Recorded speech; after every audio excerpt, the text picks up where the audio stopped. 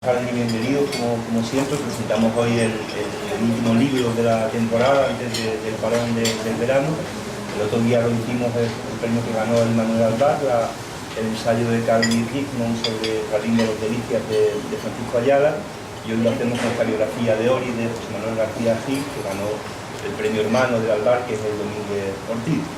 Estoy especialmente satisfecho porque sabía del trabajo de José Manuel de hace bastantes años ya, y bueno, es una alegría poder dar la forma final de un libro que aparece bastante reducido, ¿no?, respecto a la extensión original, que era aún mayor, y que es un trabajo excelente, como diré en unas pocas palabras.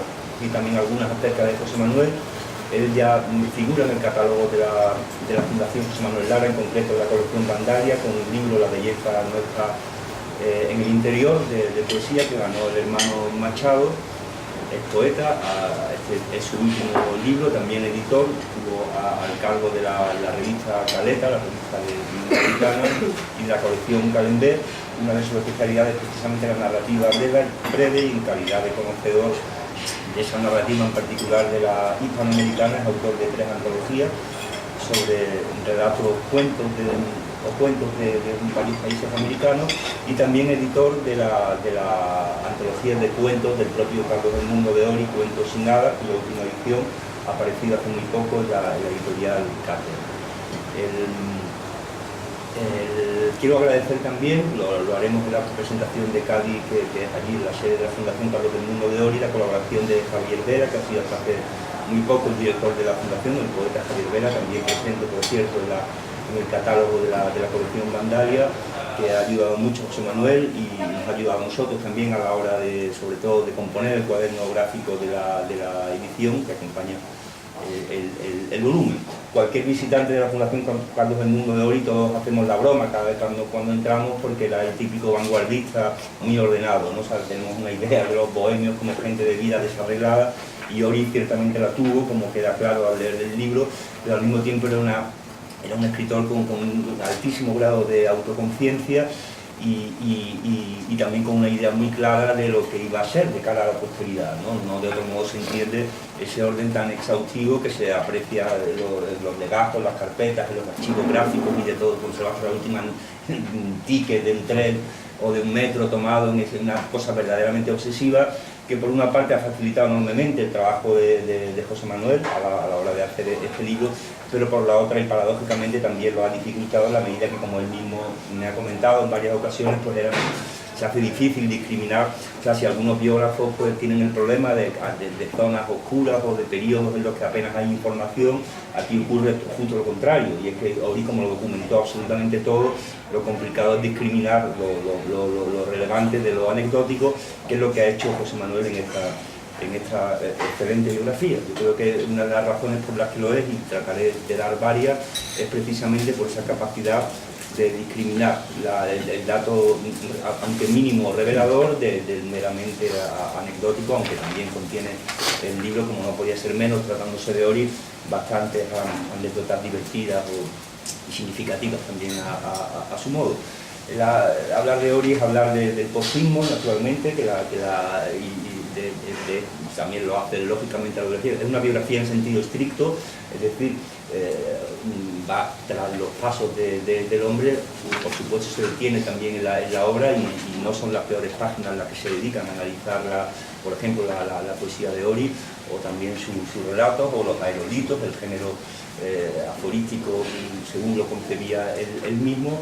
Y bueno, como también explica él mismo, aparte de esa inquisición o de esa aproximación al personaje, el caso de Ori, como en el fondo el de cualquier escritor, pero el suyo lo ejemplifica en algunos casos de manera muy clara, es también una aproximación, un acercamiento a la intrahistoria y al contexto cultural de esos años, ¿no? Por ejemplo, el de la inmediata posguerra, o el de la casi inmediata posguerra, ya que hablábamos del postismo, es muy significativo, en un momento en el que, año 45, por ahí, cuando la aventura postista, que se presentaba como el último ismo, declara filiación surrealista, por otra parte, pues un panorama que ya conocemos, un panorama más bien siniestro, ¿no?, en lo que se refiere a la literatura española, con esa juventud creadora, con esos inicios del socialrealismo que tampoco sería demasiado brillante, al menos entre nosotros, y la inyección de aire fresco que supuso esa aventura que compartió pues, Ori con Chicharro y con Cernesi, y que está muy bien contada en este libro. Ese es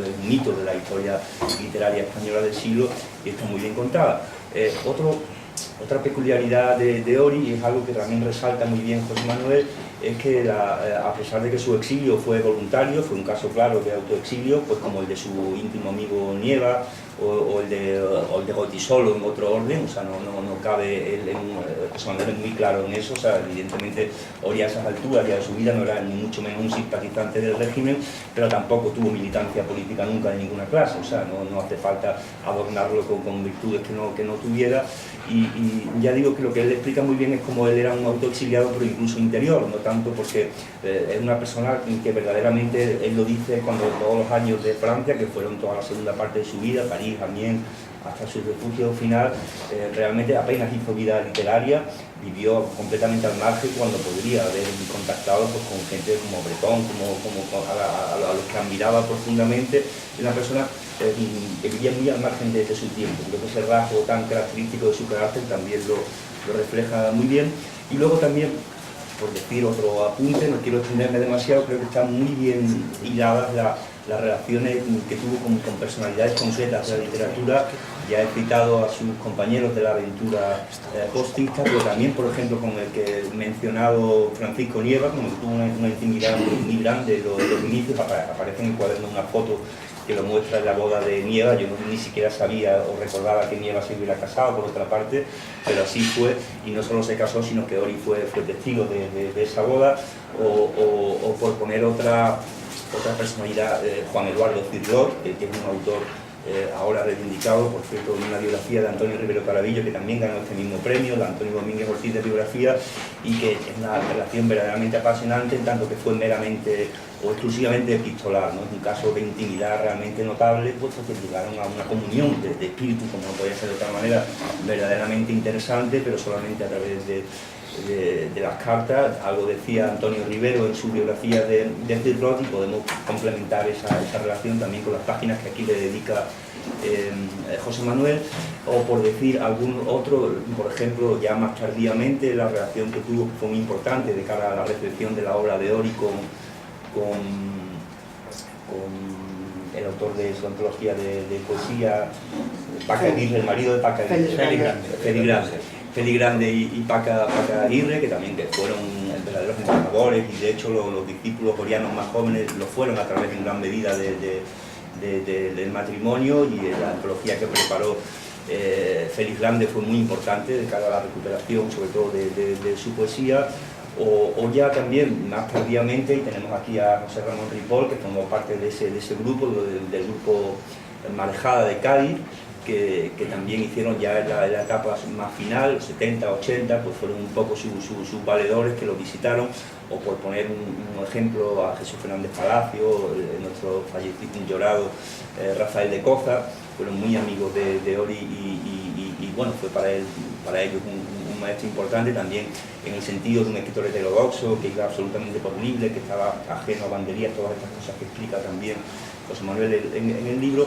O también otra relación importante la que tuvo, importante porque fue completamente opaca, ¿no? con Bolaño, con Roberto Bolaño, que hoy es un grande, ¿no?, de la literatura, no solamente en español, del siglo XX, y es bonito ver la relación que tuvieron ambos cuando eran, bueno, sobre todo Bolaño era un completo desconocido, y cómo llegó a haber una verdadera, lo explica, relación casi de maestro-discípulo, en una época muy anterior a la publicación de Los Detectives Salvajes, en la que bueno, ambos supieron de alguna forma detectar ese talento. Y bueno, no cuento mucho más del libro, porque cuenta todas estas cosas y muchas más, pero sí querría resaltar para acabar algunos de los valores como biógrafo que a mí me parece que comparecen en el libro, ¿no? El primero, ya lo he dicho, es esa capacidad para discriminar lo importante de lo accesorio, que creo que ha sido un proceso además de progresiva depuración, o sea, que ha sido un trabajo grande y creo que ha quedado verdaderamente impecable en ese sentido.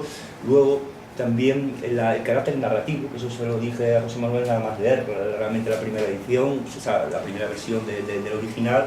No es una biografía académica en sentido estricto, de que la anotación pues no sigue la documentación absoluta de todas las citas que se hacen, etcétera, pero sí es un libro absolutamente riguroso, no puede ser de otra manera después de años trabajando en los archivos de la Fundación, y ya digo que la redacción final yo creo que es un libro que se lee bueno, como las buenas biografías, ¿no? Que más allá de la documentación exhaustiva que la tiene también, es un buen relato, ¿no? Eso me parece una cosa importante, ¿no? en una biografía. Y en tercer lugar, una empatía clara del biógrafo hacia la personalidad biografiada, porque eso es innegable, no hay una admiración incluso incondicional, pero no es acrítica, no es una admiración acrítica, porque Ori también era muy fantasioso, como explica José Manuel, y bueno, a veces se nos hace una persona incluso odiosa realmente, ¿no? O sea, porque no todo, o sea, por ejemplo, la característica neurosis de muchos artistas él la tenía en grado extremo, y por ejemplo la relación con las mujeres es verdaderamente divertido, cómo se siente morir, ¿no? De un día para otro, se enamora otra vez de nuevo. Resalta muy bien también la relación que tuvo Ori con las mujeres, eso me parece una cosa muy importante en su vida, y también lo resalta muy bien el biógrafo. Y ya digo, pues no es un relato agiográfico, ¿no? Como a veces la tentación de la admiración puede llevar, ¿no? a limar esos perfiles, o a no contraponerlos, o a seguir ciegamente las cosas que él anotó. Ya hemos dicho al principio que él era muy autoconsciente, muy celoso de su posteridad, y yo creo que José Manuel, desde la devoción, ha sabido mantener esa distancia para que el relato sea verdaderamente iluminador. Y bueno, no digo mucho más, aunque se podría, solamente felicitarlo una vez más, cuando quiera, José Manuel. Por estar aquí. Yo no sé ya qué añadir a lo que ya ha hecho Nacho, más que agradeceros a todos que estéis aquí, agradecer a las Cármenes de la Fundación Lara, que me atienden y me llevan maravillosamente. Agradecer a los miembros del jurado que vieron este libro virtudes más que suficientes para que fuese premiado. Agradecer a la Fundación Carlos Edmundo de Ory la posibilidad que me ha dado no solamente de investigar en sus archivos, sino también a su presidenta, Laura Lacherois, la posibilidad de hurgar en aquello que ni siquiera está en la Fundación, que son los diarios íntimos de Carlos. Carlos tenía un diario, como todos sabéis, publicado, que es un diario expurgado. Yo tuve la suerte de poder ojear, la verdad es que no tuve mucho tiempo, todo su diario, no solamente la parte publicada, sino la parte no publicada. Gracias a los amigos, aquí hay uno de ellos que es José Ramón Ripoll, Jesús Fernández Palacio, Jaume Pont, 3 amigos míos y muy amigos de Carlos Edmundo de Ory, con los que he tenido la suerte de sentarme a lo largo de estos años muchas veces para hablar de la vida, de la personalidad y de la obra de Carlos. Como bien ha dicho Nacho, uno de los problemas con los que yo me encontré es lo abrumante de su archivo. Carlos, que tenía idea de su trascendencia desde que era un niño, preparó lo que sería un proyecto biográfico de su vida, y lo puso encima de la mesa. A mí me ha costado mirar debajo de la mesa, porque yo no quería que esta fuera la biografía que hubiese escrito Ory, sino este es mi relato sobre la vida y sobre la obra de Carlos Edmundo de Ory. Yo la empecé en el año 2012 a raíz de un encuentro que hubo en la Fundación Carlos Edmundo de Ory en Cádiz, y dando una charla sobre su infancia, y a partir de ahí, a partir de esa charla sobre su infancia, yo me di cuenta de que la historia, la vida de Ori estaba transmutada en su obra y que había muchos elementos de su vida que podrían servir de clave o de llave para acercarse a su obra, ¿no? Vida y obra, y que esto, vida y obra, mantuviesen a lo largo de este relato un diálogo que permitiera a los lectores, porque creo que Carlos se ha leído mal y poco su imagen y ese personaje que se creó ha opacado muchas veces su literatura, pues que a través de su biografía pues pudieran ir sumándose lectores a la poesía, a los relatos, a los aerolitos, al diario, a esa enorme obra ensayística que aún queda inédita de Ori, y de alguna manera resituarlo, si no, porque yo creo que no es un autor central, un autor insólito como él, no creo que sea un autor central de la historia de la literatura, sí poner en valor su importancia dentro de la historia de nuestra literatura de la segunda mitad del siglo XX. Quería darle las gracias también, también lo ha citado Nacho, a Javier Vela, que ha sido hasta hace poco el director de la Fundación Carlos Edmundo de Ory. Con él fui a Tesí, Limón, que fue la última casa en la que vivió el poeta, por el archivo, y allí pasamos y rastreamos los dos juntos entre los papeles y entre las fotografías de Carlos, muchos documentos que han sido muy importantes para la redacción de esta biografía, y bueno, también a los periodistas Alejandro Luque y a Ignacio Garmendia, que son personas con mucho talento, y de alguna manera esta biografía también les debe esa lectura previa y todas las luces que han podido señalarme para que el trabajo quedara más redondo.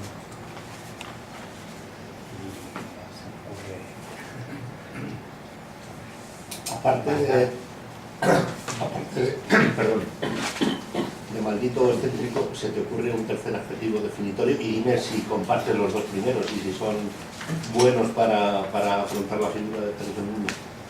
Yo creo que hay pocos poetas españoles que estén más adjetivados que Carlos Edmundo de Ory. Excéntrico, loco, payaso, raro, heterodoxo, maldito, son muchísimos. Es además un poeta que hay pocos poetas a los que tantos poetas le hayan escrito poemas a él, utilizando todos esos adjetivos que se le pueden aplicar.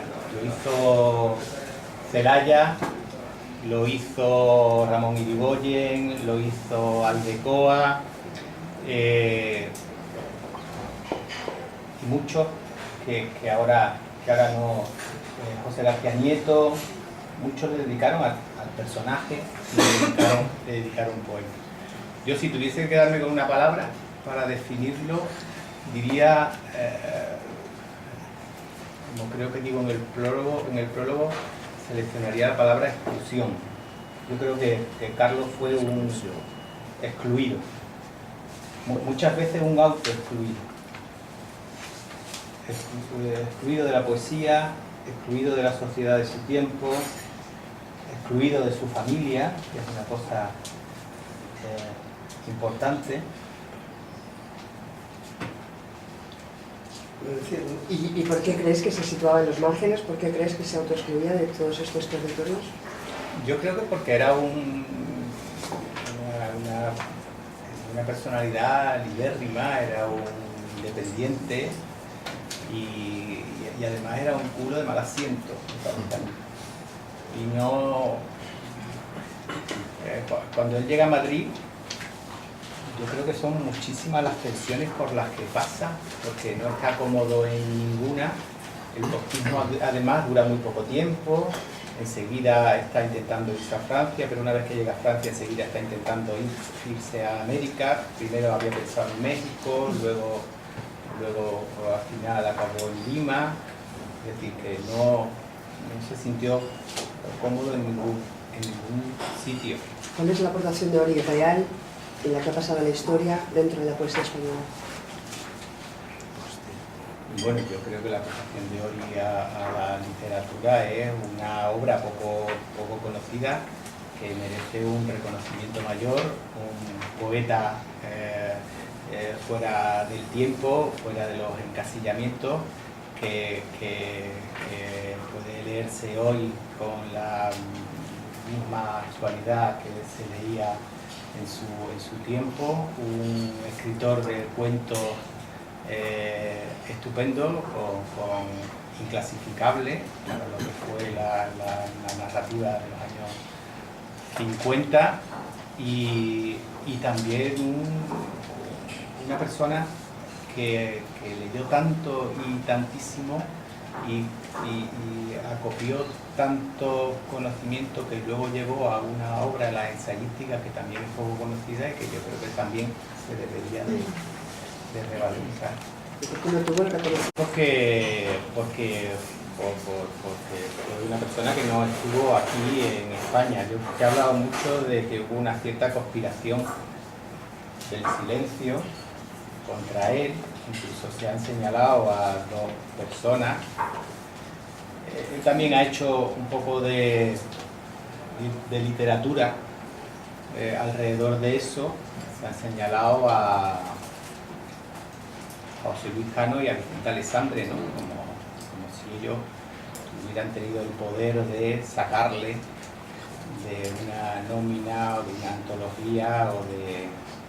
Yo no estoy muy de acuerdo con esa conspiración. Yo creo que Carlos fue un escritor libre que decidió irse de España y que de alguna manera han sido coincidencias o avatares los que han ido montando esta historia de la conspiración. Con Vicente Alessandre él tuvo una buena relación al principio. Vicente Alessandre fue uno de los poetas que alabó ese movimiento que crearon Darío Suro y él, el introrrealismo. Y es verdad que José Luis Cano y él nunca se cayeron simpáticos. De hecho, hay una anécdota hay un vicio profesoral que trata de encasillar, de clasificar y todo eso.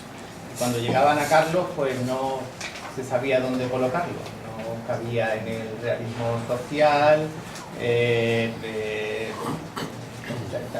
las vanguardias habían pasado de moda, estaba fuera, y entonces ese hecho hizo que saliera de las antologías, que esté en muy pocas antologías. Él biológicamente pertenece a la generación del 50, pero no ha tenido una especial relación ni tiene sintonía estética con la generación del 50. Es muy amigo, y fue muy amigo de Caballero Bonal, pero no podía ver a Ángel González, con el que también tenía una mala relación. Y creo que ese hecho ha motivado que esté fuera de antologías y fuera del canon de la historia de la literatura española. Creo que esto va cambiando y que creo que cada vez es más Carlos El Mundo de Ori está ocupando el lugar que merece dentro de... Pero por otra parte, José Manuel, una de las cosas que el lector de la biografía descubre es que él se hizo famosísimo siendo muy joven y prácticamente sin obra. Sí, o sea que realmente cuando la operación del postismo, que además es muy interesante, yo no lo conocía, o sea, gracias al dinero de Cernesi o de los padres, hacen un anuncio a toda página y es un escándalo con una repercusión tremenda, ¿no? O sea, tremenda, y porque él se convierte en un hombre conocido, sí era muy conocido, o sea, leído no, editado tampoco, pero sí era un hombre famoso, o sea, que eso al menos sí lo consiguió desde jovencísimo.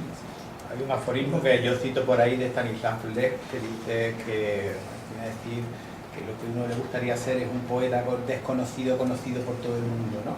Y Carlos fue un poco eso, ¿no? Era con 30 años, o sin haber cumplido 30 años, él se consideraba un viejo, y a su casa, y de esto habla con Ori, con Nieva a través de su correspondencia, le cuenta que todas las tardes van jóvenes a escucharle, a hablar con él, a que le enseñe sus poemas, y él, bueno, en ese momento sí se convierte en un escritor, con un libro que ni siquiera es un libro porque es un cuaderno que publica en el año 45 en la revista Fantasía, Versos de Pronto, y con ese cuaderno de poemas consigue una fama, es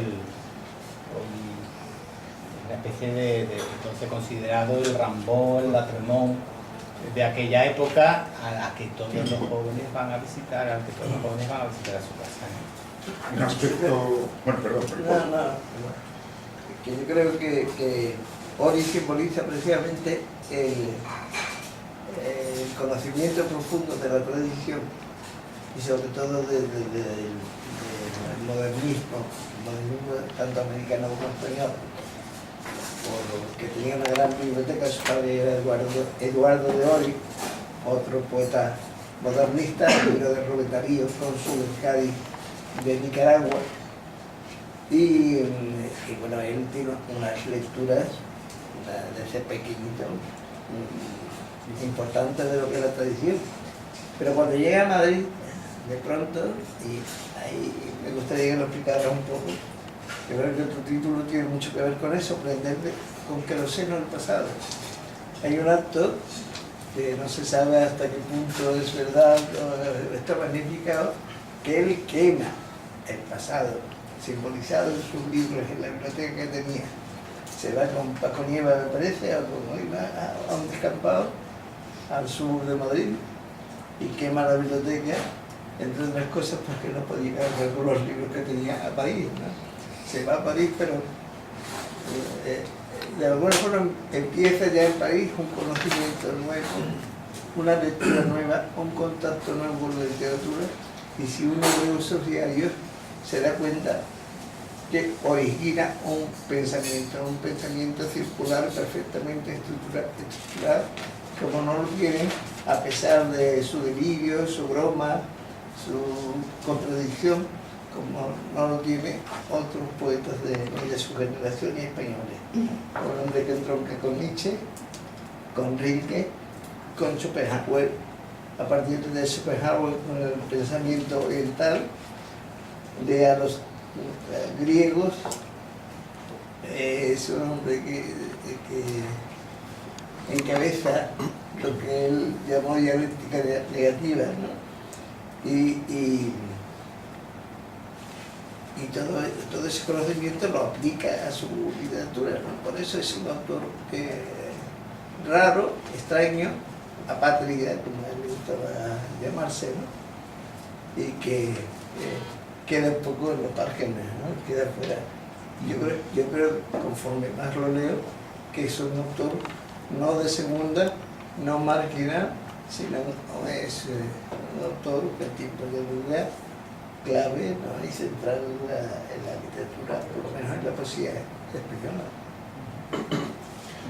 Yo creo que la llegada a Madrid fue clave para él. Él venía de una ciudad de provincia donde la máxima figura literaria era Pemán, que prologó además uno de sus libros manufacturados, porque él, siendo adolescente, hacía libros que le ilustraban los amigos y que luego encuadernaba, y salir de ahí, y también del tiempo que estuvo en Sevilla, donde se encontró con un grupo de poetas, cofrades y también falangistas y todo eso, y encontrarse primero con Gloria Fuerte, porque siempre se ha destacado a Chicharro, ¿no? Como la persona que un poco moldea ese diamante en bruto que llega, que es Carlos Edmundo de Ori. Y yo creo que no se ha subrayado no solamente a Gloria Fuerte, que es la primera escritora que él conoce cuando llega a Madrid, sino a Emilia Palomo, que fue su primera novia. Emilia Palomo, que luego sería la mujer de José Ángel Valente, era una chica sevillana, hija de Antonio Palomo, que era un profesor de física y matemáticas perseguido por el franquismo en Sevilla, que se tuvo que trasladar a Madrid con su familia.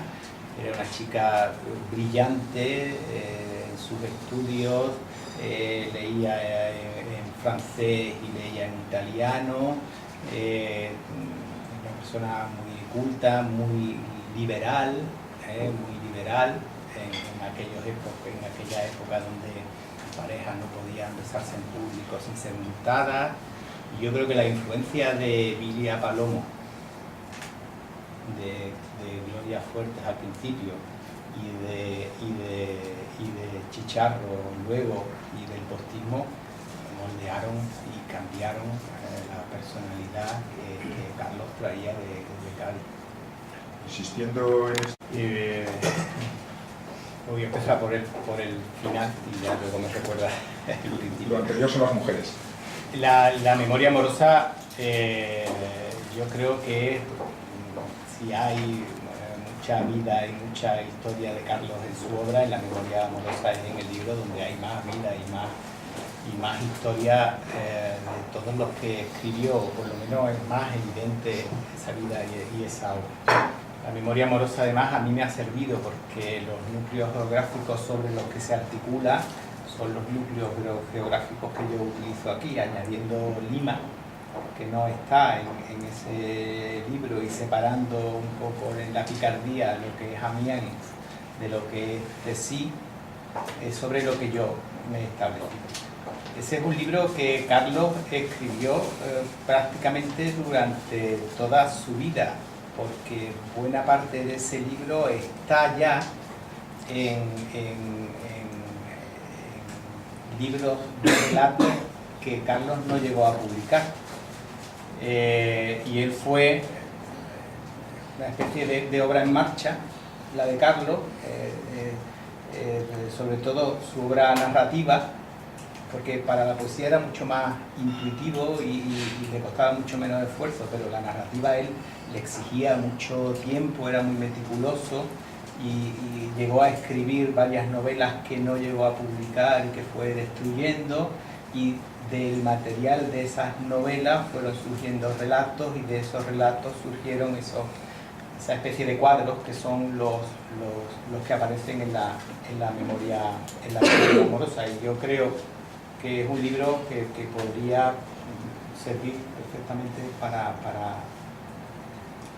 que los lectores se acercaran un poco a su vida y a su historia. En el tema de las mujeres yo añadiría a Nieva, que también se casó con una francesa, que además trabajaba en un centro nacional de información nuclear. A Carlos,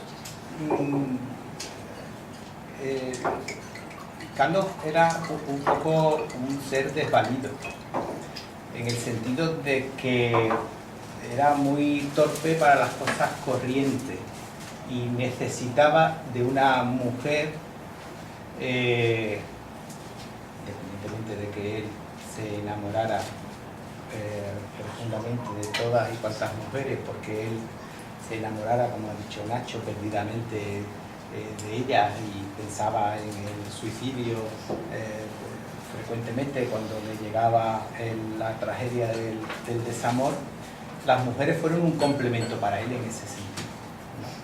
En el caso de Denis, por ejemplo, hay un relato que se llama El paquete postal, en donde narra la historia de un escritor que está tratando de hacer un paquete, yo creo que biográfico, porque trata de hacer un paquete con un texto de muchas páginas y no es capaz de hacer el nudo y de pasar la cuerda para poder hacer el lazo y poder enviarlo, y le pide ayuda a su mujer, que está en otra cosa, estudiando, porque se va a presentar a unas oposiciones, y no le hace caso. Y es un poco el relato, es como la mujer, pues, ante la ayuda de él, pues se lo rechaza. Ese relato está escrito además en los tiempos de su separación y posterior divorcio de Denise Breuil, que es la mujer. Luego las mujeres también les sirvieron de inspiración poética, lógicamente, ¿no? Sobre todo poética. Yo creo que Ori es uno de los poetas de amor más importantes de la España de la segunda mitad del siglo XX.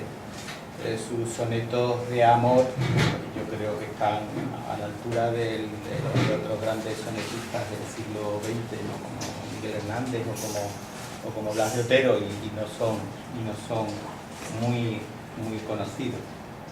Hay un poeta que no se nombraba, que es Ángel Crespo. Contrario, Ángel Crespo llega a Madrid a través de Juan Alcaide. Él es un poeta incipiente que viene a estudiar Derecho a Madrid, y Juan Alcaide le pide a Juan Alcaide, que es otro escritor de Valdepeñas, que le diga a quién puede ver en Madrid, qué figura hay en Madrid, qué escritor hay en Madrid con el que pueda relacionarse, y Juan Alcaide da el nombre de Ori. Ángel Crespo viene a ver a Ori a Madrid porque le han dicho que si quiere hacer algo en el mundo de la poesía y tal. Y Juan Alcaide a su vez escribe a Ori y le pide que le reciba. Que reciba a este joven poeta, a este joven escritor manchego, que es mi amigo mío, atiéndelo como merece. ¿Y la figura de Ori por qué no se...? La primera referencia que yo tengo de Carlos Edmundo de Ori es precisamente un aerolito de Carlos que aparece en el disco de Par en Par de Auste, que es de la final de los 70, y que es La física nuclear no me sirve para comprender por qué lloro por amor, ¿no? Ori y Auste en ese momento no se conocen. Auste conocerá a Ori en Cádiz a mediados de los 90, en una feria del libro.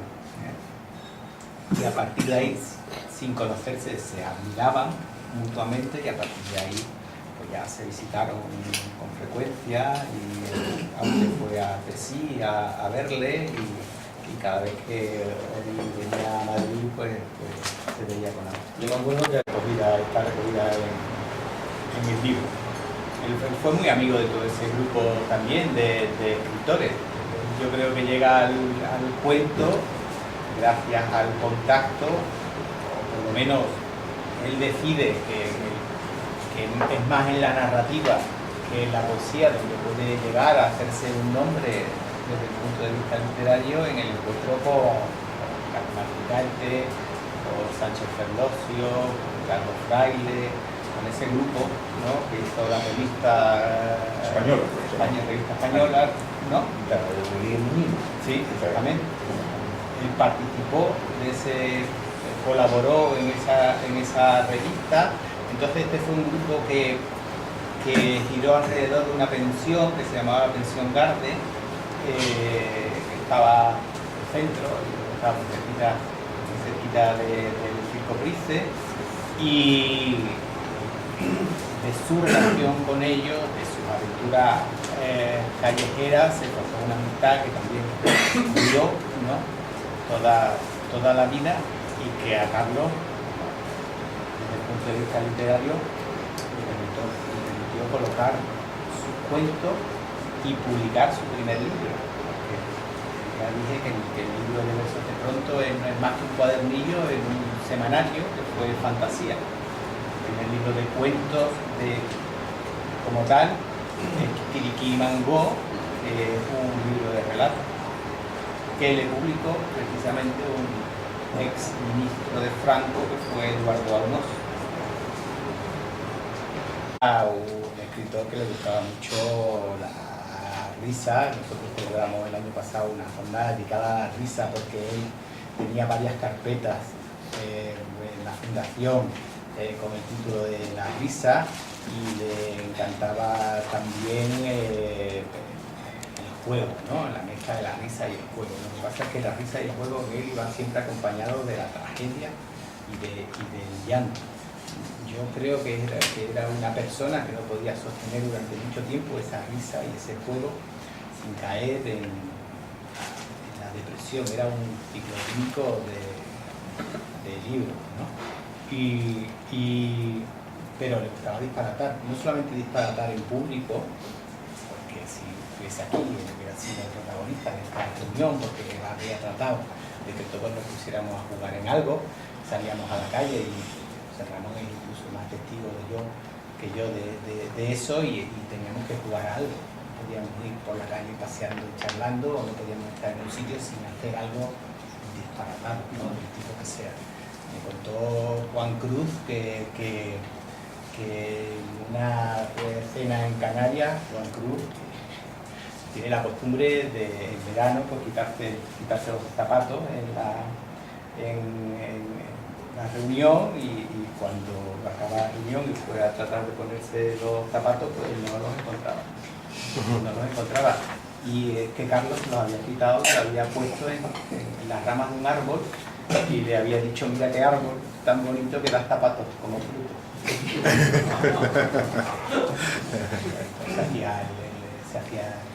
Denise me contaba su primera mujer. Yo tuve la suerte de poder hablar con Denise, su primera mujer, que vive en Montpellier, en Francia, muy mayor, pero con una lucidez envidiable, que bueno, me contaba cómo se hacían los impedidos en la calle o para montarse en los autobuses, uno se hacía el ciego, el otro se hacía el cojo.